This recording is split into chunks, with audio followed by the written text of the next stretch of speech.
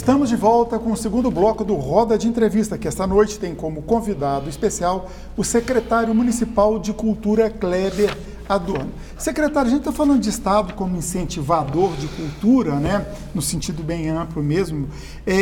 Como é que está sendo administrar? O senhor falou que vocês estão com todos os seus projetos, mas no momento em que o Brasil, em nível federal, redução de programas, Lei Rouanet e outros mais, vocês podem até me ajudar lembrando aí, isso não afeta vocês na escala micro aqui no município também?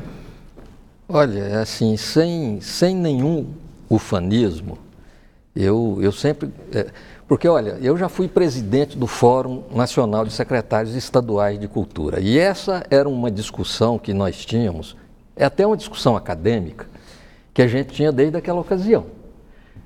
Quando eles pleiteavam 1% do orçamento nacional para a cultura.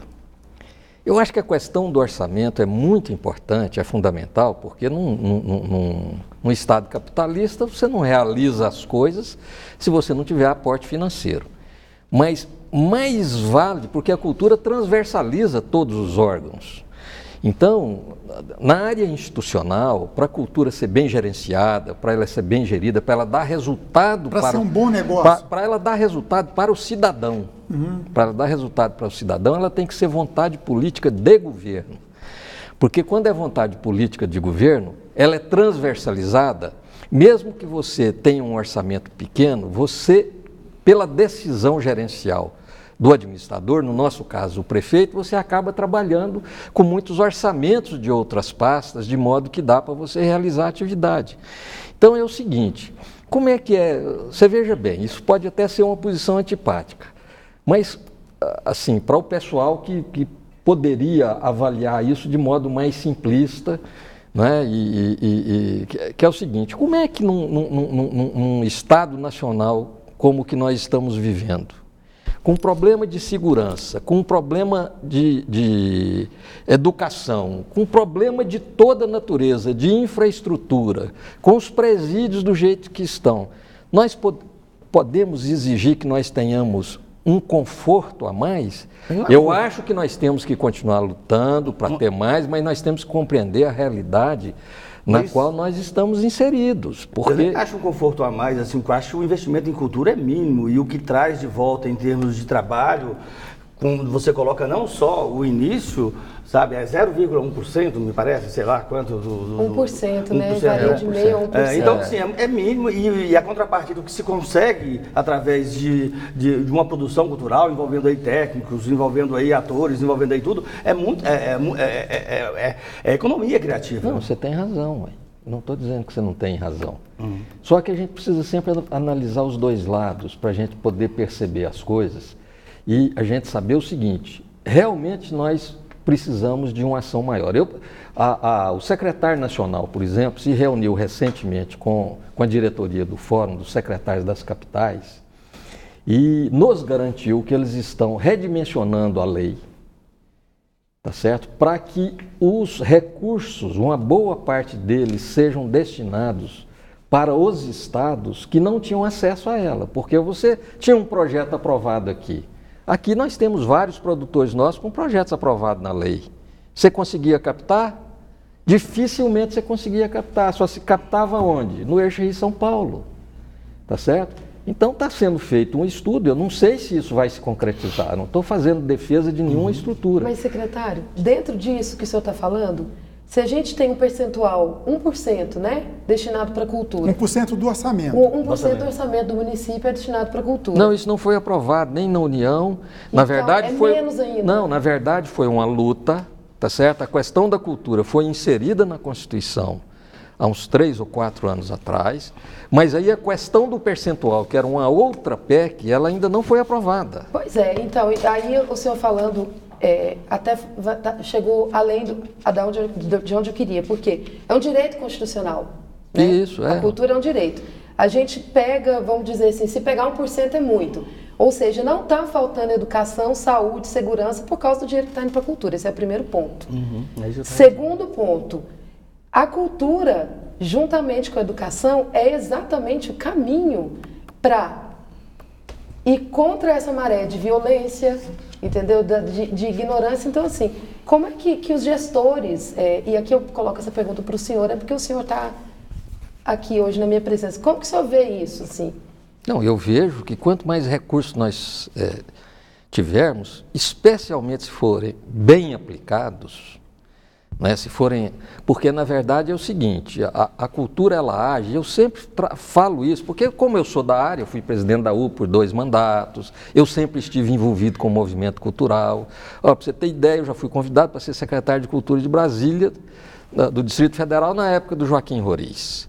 O governador na época não me liberou.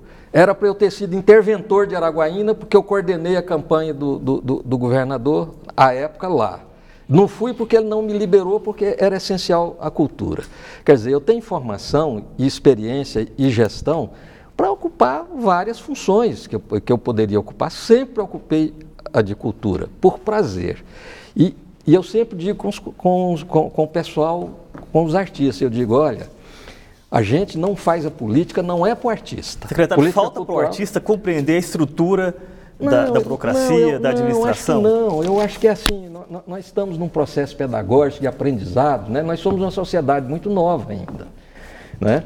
Então eu acho que isso é um aprendizado coletivo que nós estamos fazendo juntos, nós já avançamos muito. Quando nós criamos o Martins Sererê, o Gustavo Ritter, o Marieta Teles e tantas outras, o Otto Marx e todos esses espaços culturais que Goiânia não tinha, quando nós fizemos, isso tem poucos anos.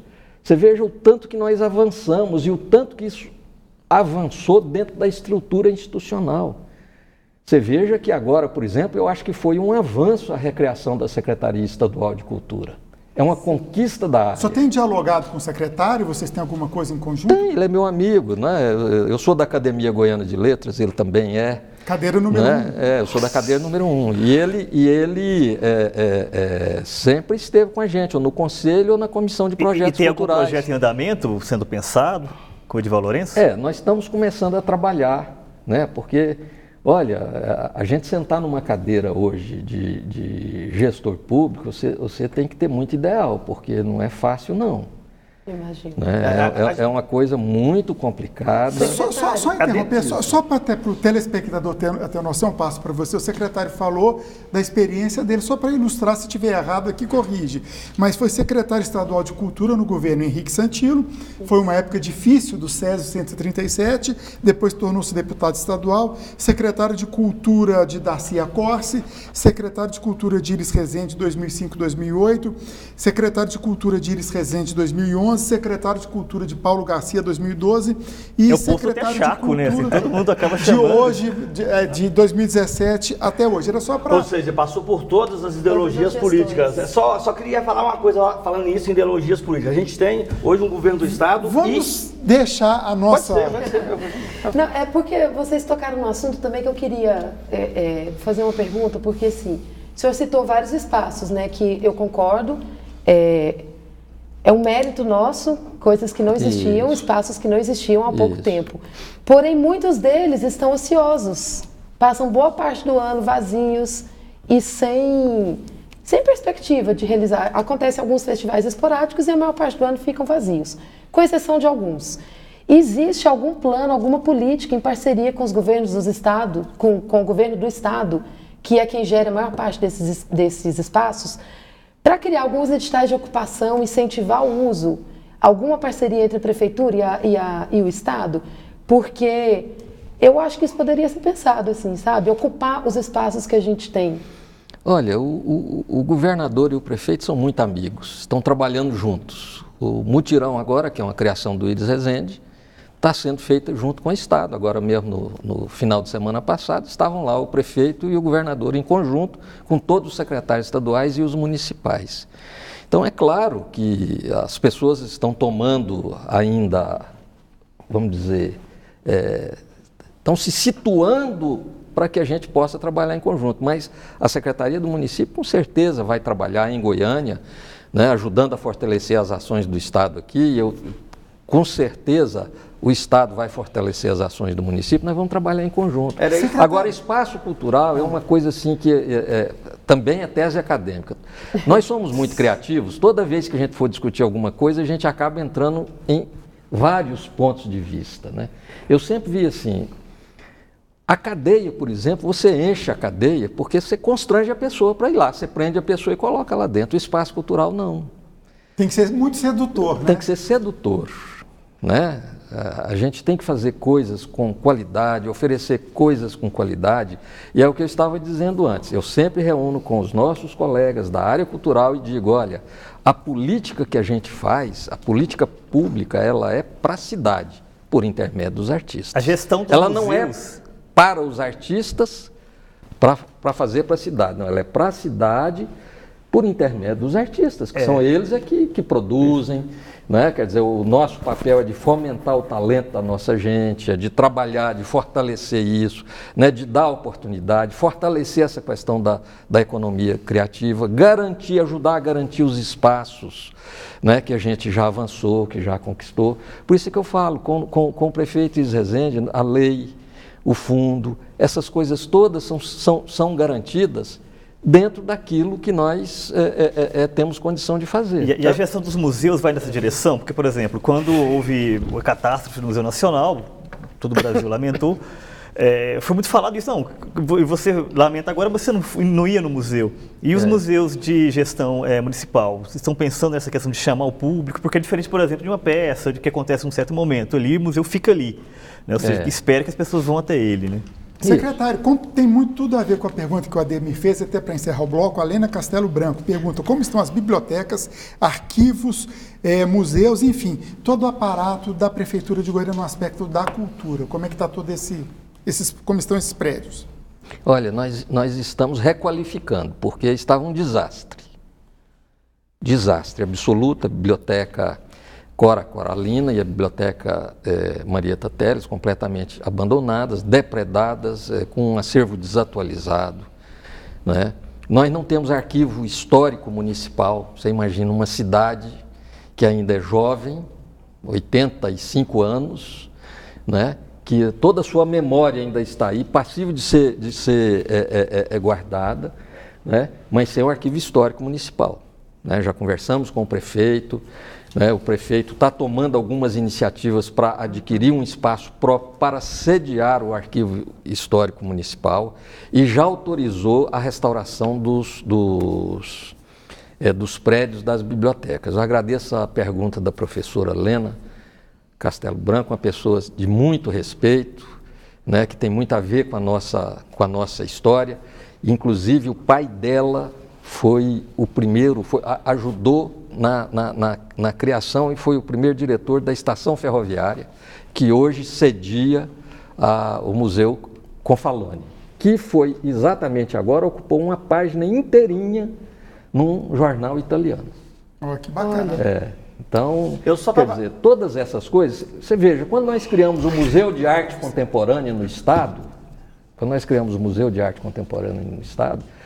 nós criamos assim, foi uma coisa, as projetistas que nos auxiliaram na época são as mesmas que nos auxiliaram agora no Museu Frei Confalone. Era um negócio assim impensável, parece que, veja qual que é a importância hoje do Museu de Arte Contemporânea do Estado de Goiás, no contexto da arte contemporânea no Brasil. Então, cabe a gente ir fazendo e cabe a nós todos depois ir garantindo a continuidade, a preservação disso, né? Ok, vamos então para mais um intervalo. No próximo bloco, o Carlos Pereira está na fila. Eu abro com você. O Roda de Entrevista conversa hoje com o secretário municipal de Cultura, Kleber Adorno. Se você tem a sua pergunta, está aí na tela, 996-734567. Pode fazer a sua pergunta. Voltamos em instantes.